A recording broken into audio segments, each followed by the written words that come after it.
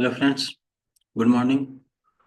Now पिछले class में हम लोगों ने पढ़ा था डिजिटल लॉजिक फैमिली के बारे में। अ, अब हम लोग इस क्लास में हम लोग देखेंगे इनकोडर और डिकोडर के बारे में। तो स्टार्ट करते हैं। पहले हम लोग देखते हैं डिकोडर कैसे काम करता है, क्या होता है। और तो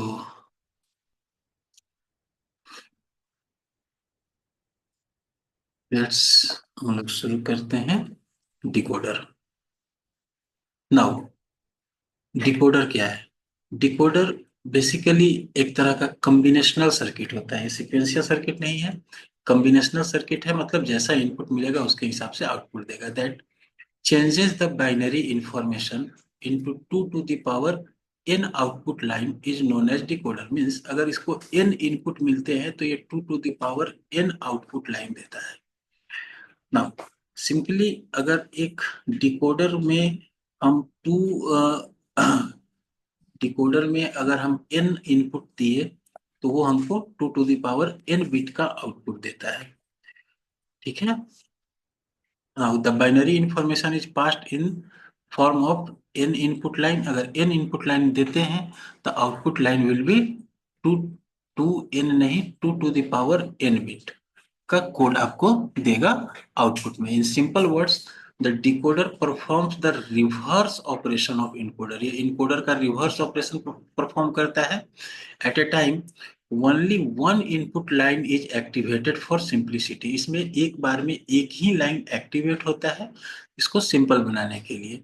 to produce 2 to the power n bit output code is equivalent to the binary information. ये 2n बिट नहीं कहेंगे, इसको 2 to the power n bit कहेंगे। सिंपली अगर हम इसको एक फिगर के द्वारा देखा जाए तो सपोज ये हमारा एक डिकोडर हुआ। जैसे ये एक हमारा डिकोडर है। अगर हम इसमें एक तो इस तरह से अगर हम n इनपुट लाइन दे इसको, n input line, n input line इसे हम लोग कहेंगे n to 2 to the power n decoder. तो ये हमको आउटपुट देगा। अगर हमने इसको n लाइन इनपुट दिया तो ये हमको आउटपुट देगा 2 to the power n output line. ठीक है। तो ये तो एक सिंपल है कि जितने बिट का भी डिकोडर अगर हम लोग 2 बिट इनपुट लाइन देंगे तो 2 to the power 2 यानी 4 बिट हमको आउटपुट मिलेगा। तो इस तरह से हम लोग एक देखते हैं। ये तो हो गया सिंपल डिकोडर का। नाउ अब एक एग्जाम्पल के तौर पर हम लोग लेते हैं 2 to 4 लाइन डिकोडर को। ओके। नाउ सपोज हम लोग एक डिकोडर देखते हैं 2 to 4 लाइन डिकोडर। तो 2 to 4 लाइन डिकोडर का मतलब क्या हुआ कि the in the 2 to 4 line decoder there is a total of 3 input, एक A0, A1 और ई। चूंकि कहने के लिए तो हम लोग 2 इनपुट कर रहे हैं, 2 लाइन इनपुट होगा, लेकिन ई एक सब में कॉमन लाइन इनपुट होता है चूंकि ये इनेबल करने के लिए। और 4 आउटपुट यानी 2 इनपुट और 4 आउटपुट, इसके साथ में एक ई इनपुट जुड़ा रहता है। तो सपोज करो 4 आउटपुट हमारा Y0, Y1, Y2 and Y3 है। For each combination of input enable E always set to 1 होता है। जब ये 1 रहेगा तभी आपको आउटपुट मिलेगा। वन ऑफ दिस 4 और A0 और A1 हमारा इनपुट है जिसके 4 कॉम्बिनेशंस बनेंगे, जो कि 1 of this 4 output will be 1। जो कि इनके कॉम्बिनेशंस बनाएंगे तो उससे हमको ये सारे आउटपुट में से एक आउटपुट 1 रहेगा। तो इसका अगर हम लोग सिंपली ब्लॉक डायग्राम देखें तो ब्लॉक डायग्राम क्या होगा? एक सिंपल सा ब्लॉक डायग्राम का मतलब ऑलरेडी आप जानते हो कि ब्लॉक डायग्राम क्या होता है हमारा। एक सिंपल सा बॉक्स जिसमें चूंकि हम 2 इनपुट लाइन देख रहे हैं तो एक है हमारा A0 और एक है A1। तो एक इनपुट A1 और एक इनपुट A0 और एक तो हमारा E इसमें ऑलवेज इनपुट होगा। नाउ आउटपुट की अगर हम बात करें तो ये आएगा हमारा Y3, Y2, Y1 and Y0। ये हमारा आउटपुट लाइन हो गया। तो इसे हम लोग कहेंगे 2:4 डिकोडर। नाउ इसके आधार पे हम लोग इनका इसका ट्रूथ टेबल बना सकते हैं। ट्रूथ टेबल के आधार पे हम लोग इनका पहले तो हम लोग इसका ट्रूथ टेबल बनाते हैं। ट्रूथ टेबल के आधार पे फिर हम लोग इसका इक्वेशन निकालेंगे और इक्वेशन के आधार पर फिर हम लोग इसका सर्किट डिजाइन कर सकते हैं। जैसे अभी इसके ट्रूथ टेबल में क्या क्या होगा। एक तो इनेबल, ई के लिए हमारा एक इनेबल लाइन रहेगा।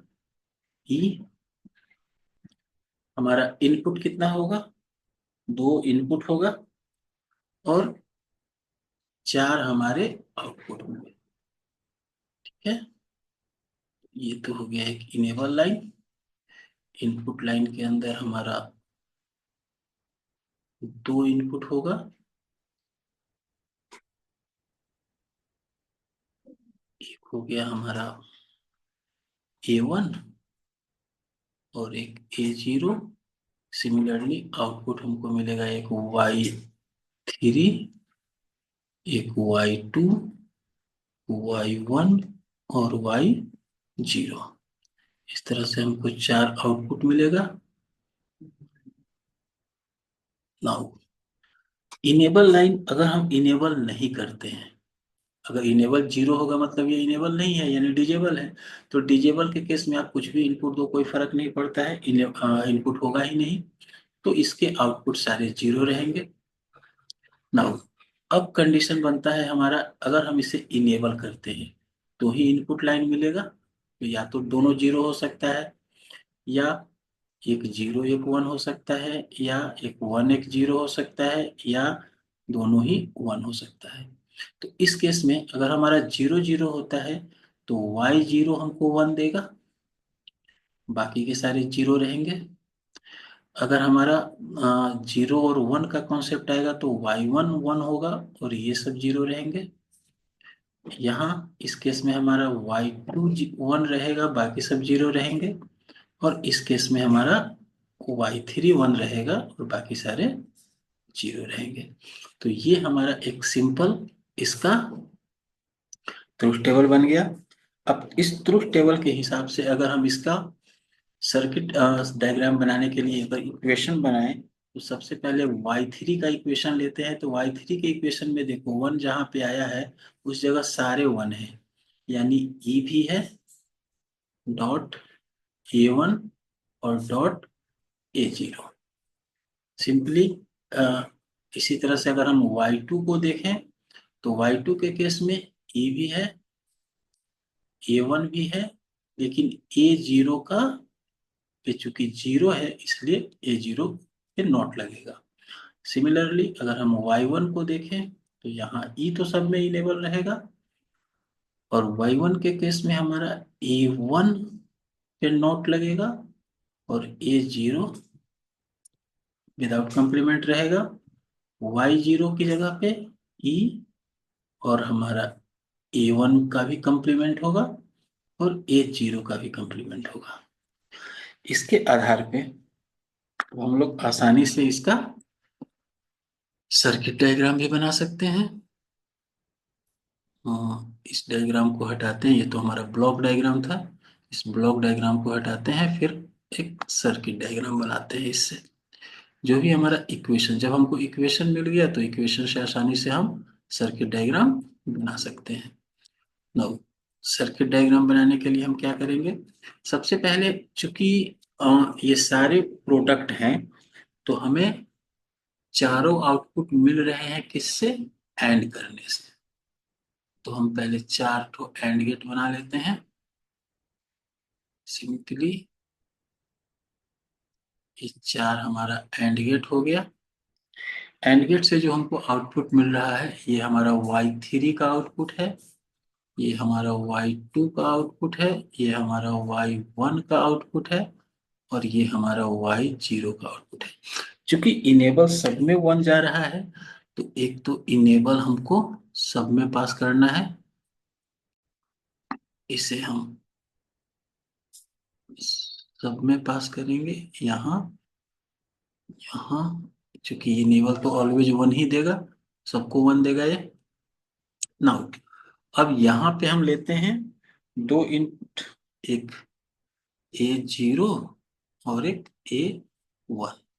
तो फर्स्ट केस जो हमारा Y3 का आउटपुट देखते हैं, Y3 के आउटपुट में देखो आपका दोनों 1 है, यानी कि हम सिंपली इस लाइन को इसमें जोड़ सकते हैं।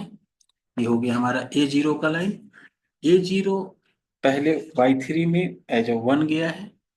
नाउ अगेन A0, ओके,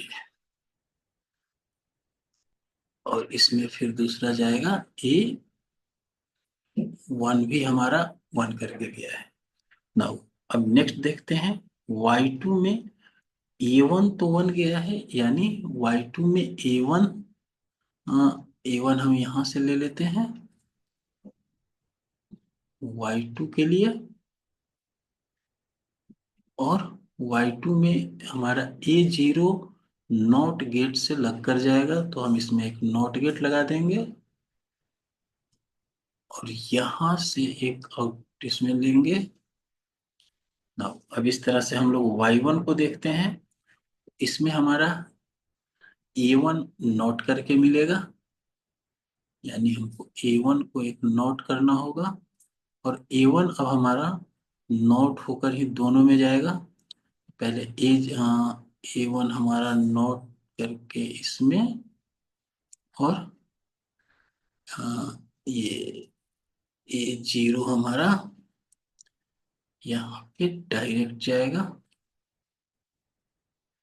तीसरे केस में अगेन हमारा A1 नोट होगा, और A0 भी नोट होगा। तो ये हमारा इस सिंपल से डिकोडर का सर्किट डायग्राम बन गया। ये सर्किट डायग्राम बनाने के लिए हमें ट्रुथ टेबल चाहिए, और उनसे इक्वेशन तैयार करेंगे, और फिर ये सर्किट डायग्राम बन जाएगा। नाउ अब हम लोग देखते हैं इनकोडर। तो नेक्स्ट बनाते हैं इनकोडर।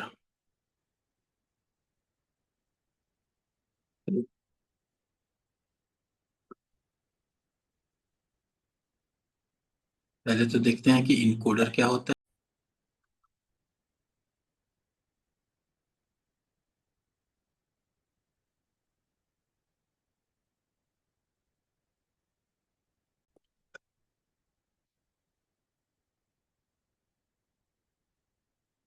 है। तो इनकोडर बेसिकली क्या है, जिस तरह से हमारा डिकोडर है वैसे ही इनकोडर भी एक तरह का कॉम्बिनेशनल सर्किट है that change the binary information into n output।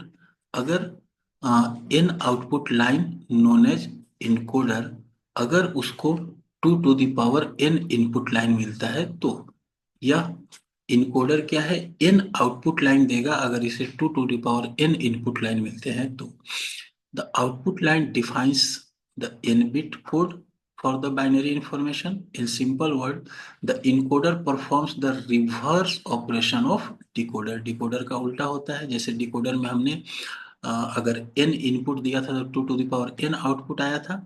Similarly अगर हम लोग यहाँ पर एक इनकोडर बनाए, तो इनकोडर जस्ट उसका रिवर्स काम करेगा। ये हो गया हमारा इनकोडर। अगर इसमें हम 2 to the power n input line भेजते हैं, suppose 2 to the power n input line है इसमें, तो ये हमको n आउटपुट लाइन देगा। ये है हमारा n output line. Now simply अब हम एक एग्जाम्पल के तौर पे देखते हैं 2/4 का। 2/4 नहीं, इसमें तो हमारा 4/2 का हो जाएगा। तो अगर हम एक 4/2 का इनकोडर बनाते हैं,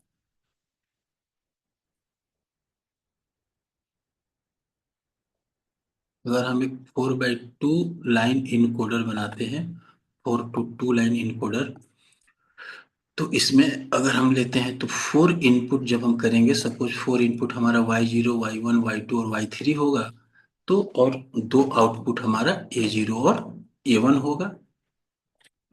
तो जस्ट एक हम 4:, सपोज ये हमारा 4:2 का एक इनकोडर है, जिसमें हमको 4 इनपुट लेने हैं। ये A0, ये A1, या इसको सिंपली हम लोग Y0 से ही डिनोट करते हैं, क्योंकि Y उधर हम लोगों ने लिया है। तो ये है हमारा Y0, ये है Y1, ये है Y2, ये है Y3। और अगर हम आउटपुट की बात करें तो इसमें 2 आउटपुट निकलेगा हमको, एक A1 और एक A2। सिमिलरली अगर हम इसका ट्रुथ टेबल देखें तो इनपुट लाइन इसमें और आउटपुट लाइन, इनपुट लाइन हमारा 4 हो जाएगा, Y3, Y2, Y1 और Y0, और आउटपुट लाइन हमारा A1 एंड A0। तो अगर हम यहाँ पे कॉम्बिनेशन दें, अगर हमारा Y3 1 है, बाकी के सब 0 हैं, ये हमारा 0 है। अगर हमारा Y3 अगर ये 0, ये 1, ये सब 0 होगा, तो ये हमारा 1 हुआ।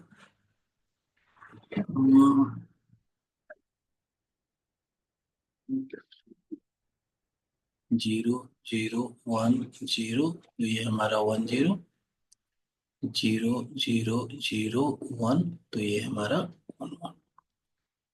नाउ अगर इसके आधार पे हम फॉर्मूला यहाँ पे निकालें, तो A1 का फॉर्मूला हमको मिलेगा Y3 प्लस Y2, और A0 का फॉर्मूला हमको मिलेगा Y3 प्लस Y1।